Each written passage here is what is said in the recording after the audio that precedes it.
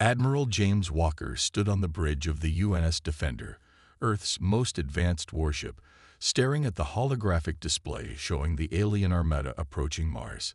Humanity had only discovered the existence of the Taurians 3 years ago, and diplomatic relations had deteriorated rapidly when the aliens discovered how quickly humans were expanding into space.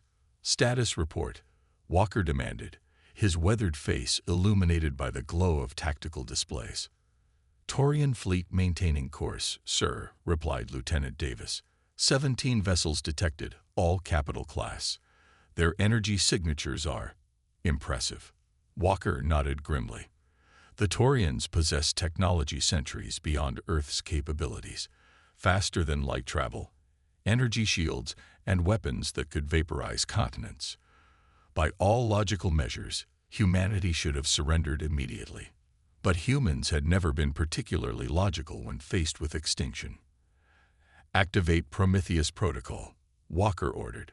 Throughout the solar system, humanity's response unfolded. Unlike the Taurians with their massive centralized vessels, humans had opted for a different approach.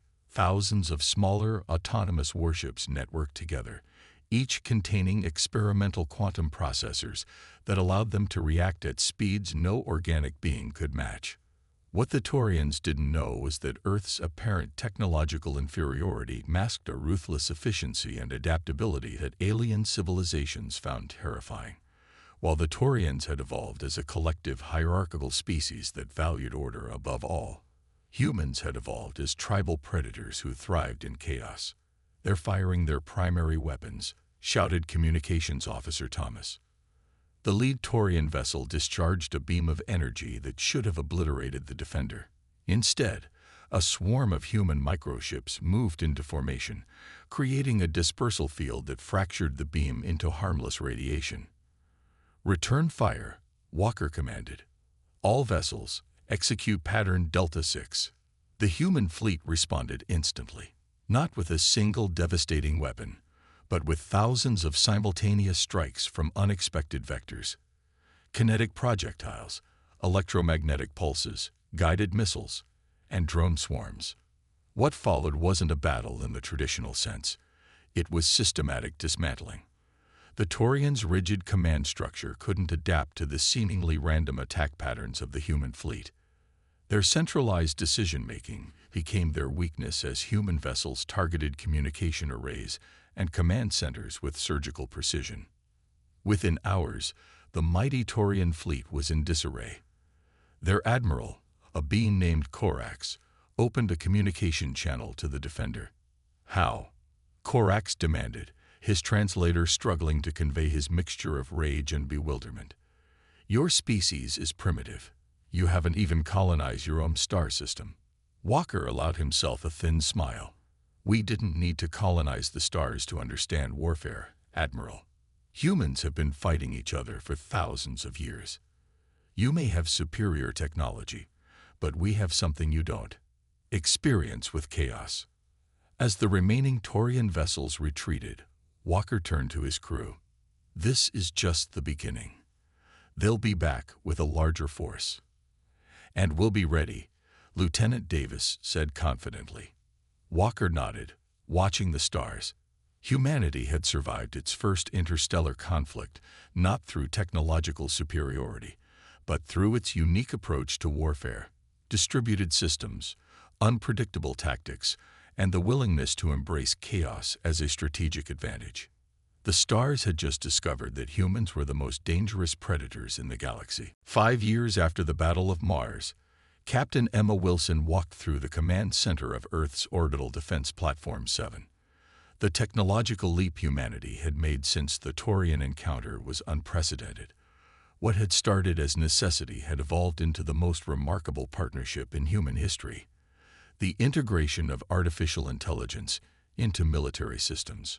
"Good morning, Atlas," Emma said as she entered the strategic planning chamber. "Good morning, Captain Wilson," replied the AI, its voice calm and measured. "I've completed the simulations you requested. The Taurian attack patterns show a 94% probability of adapting to our previous defense strategies. Unlike the crude autonomous systems of the past, Atlas represented something entirely new, a synthetic intelligence designed to complement human thinking rather than replace it. Where humans excelled at creative problem-solving, intuition, and moral judgment, Atlas provided processing speed, pattern recognition, and perfect recall. "Show me the alternatives," Emma requested, studying the holographic battle projections. Atlas displayed dozens of potential scenarios, each highlighting different approaches to countering the expected Taurian adaptation. What made this collaboration unique was that Atlas never made final decisions. It only provided options, leaving the moral weight of command to humans. Commander Robert Patel joined her at the display. "Remember when people feared AI would replace human soldiers? Now we can't imagine fighting without them." Emma nodded. The Taurians thought the same thing. Their AIs were designed to be servants, nothing more. They never considered making them partners. The truth was that humanity's willingness to form a genuine alliance with their artificial intelligence had become their greatest strength. While other species treated their AIs as tools or slaves, humans had granted theirs respect and autonomy within carefully designed ethical frameworks. "Atlas," Emma said, "what's your assessment of the Orion Defense Initiative?" "The distributed fleet concept is sound, Captain," Atlas replied. "By deploying thousands of smaller vessels controlled by human A teams rather than constructing large capital ships, we maximize adaptability while minimizing vulnerability to catastrophic losses." The strategy had emerged from the unique human-AI dynamic. AIs could coordinate thousands of vessels simultaneously, while human commanders provided the strategic vision and ethical oversight that even the most advanced AI couldn't replicate. This partnership extended beyond military applications. The breakthrough technologies developed for defense had transformed civilian life. Medical nanobots derived from combat repair systems saved millions of lives daily. And the quantum communication networks originally designed for secure military transmissions had connected human civilization across the solar system. "The Taurian ambassador is requesting a meeting," Atlas informed them.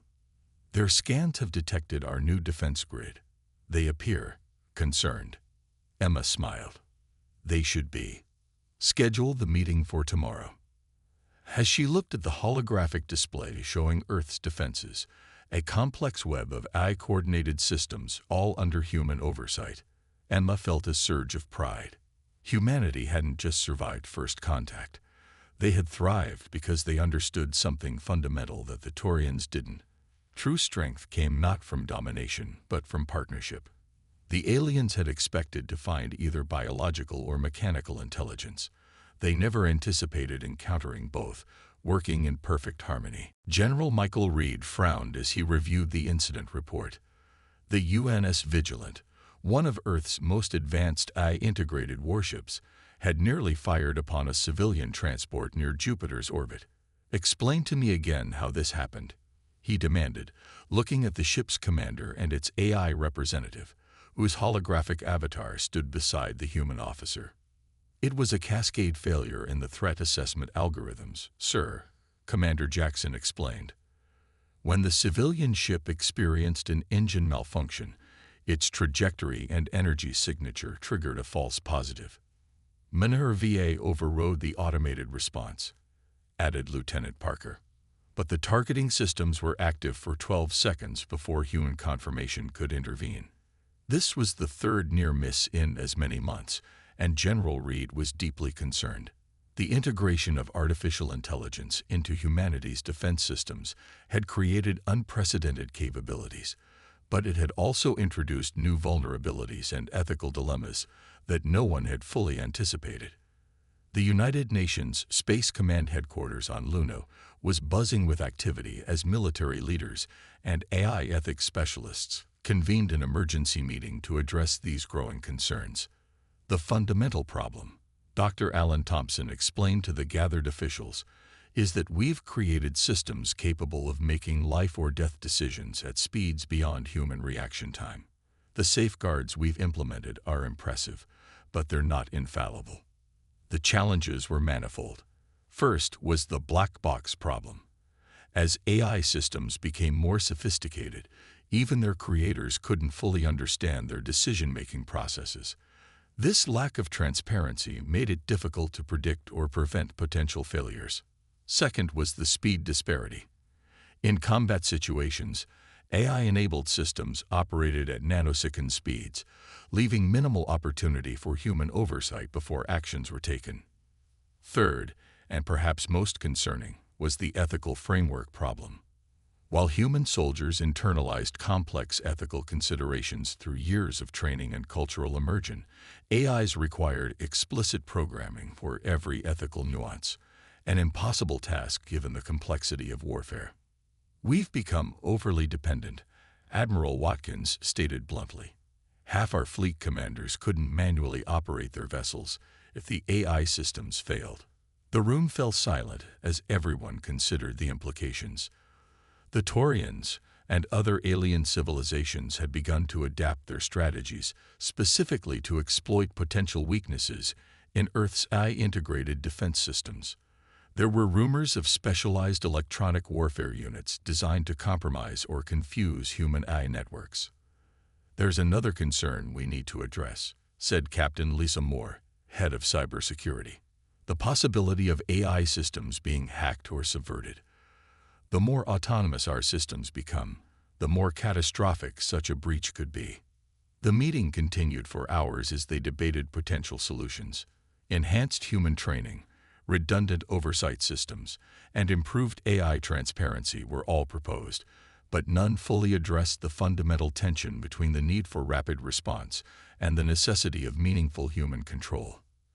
As General Reed left the meeting, he gazed out at Earth visible through the lunar base's observation dome. The integration of AI had saved humanity from alien domination, but it had also created new existential risks. The line between necessary technological advancement and dangerous abdication of human responsibility had never been so thin.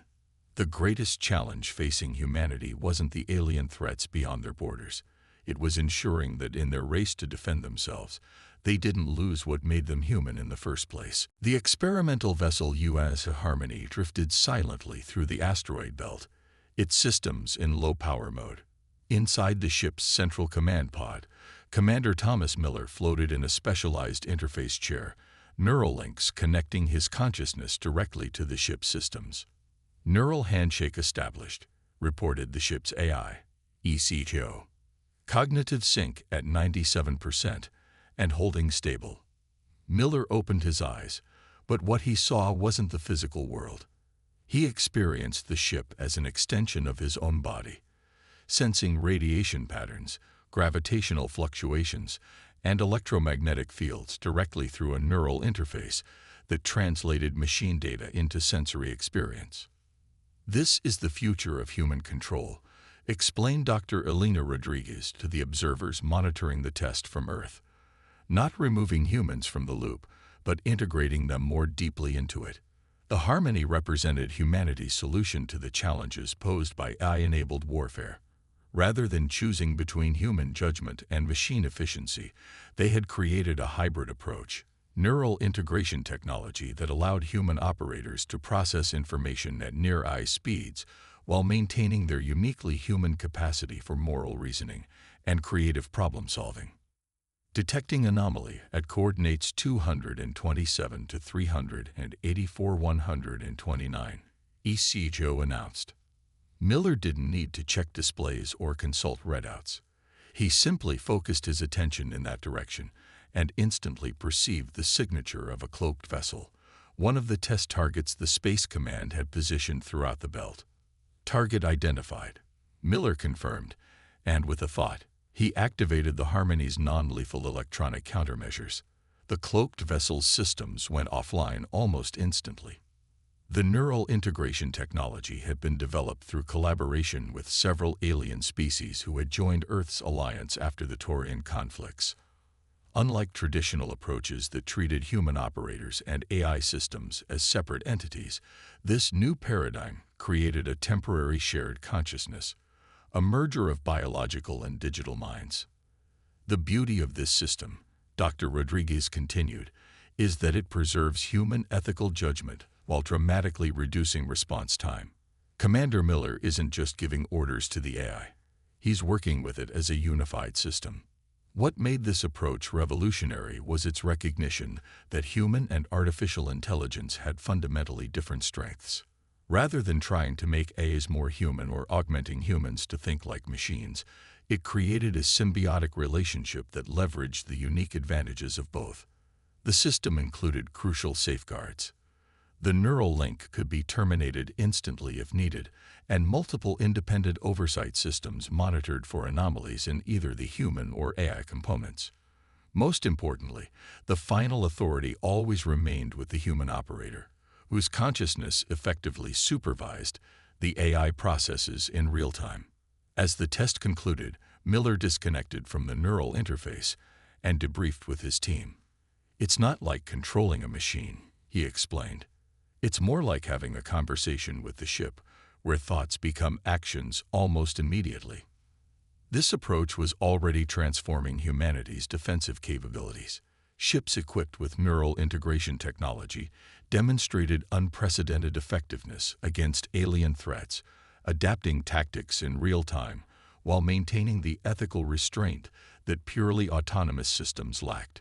The stars had come to recognize that humanity's greatest strength wasn't their technology alone, but their unique ability to integrate technological advancement with human wisdom, creating defense systems that were both formidable and just. The Grand Hall of the United Nations Interstellar Assembly hummed with the voices of beings from 24 different worlds. 10 years after humanity's first contact with the Taurians, Earth had become a surprising nexus of diplomatic and technological exchange in this sector of the galaxy. Ambassador Daniel Wright took the podium, facing representatives from civilizations whose technologies ranged from barely interstellar to incomprehensibly advanced. "We gather today to discuss the most pressing question facing spacefaring civilizations," Wright began. "How do we balance the need for effective defense with the ethical imperatives of sentient beings?" The discussion that followed revealed the unique position humans now occupied in galactic affairs. Despite being technological newcomers, humanity's approach to military AI had become the subject of intense interest among other species. The Taurian representative, once an enemy but now a cautious ally, addressed the assembly. "Humans have demonstrated something unexpected. While many civilizations either reject AI enhancement out of fear or surrender control to it out of convenience, humans have found a middle path, a genuine partnership between biological and synthetic intelligence."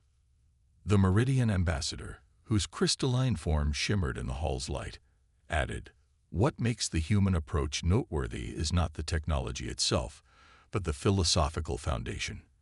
They view their machines not as servants or masters, but as collaborators in a shared ethical framework."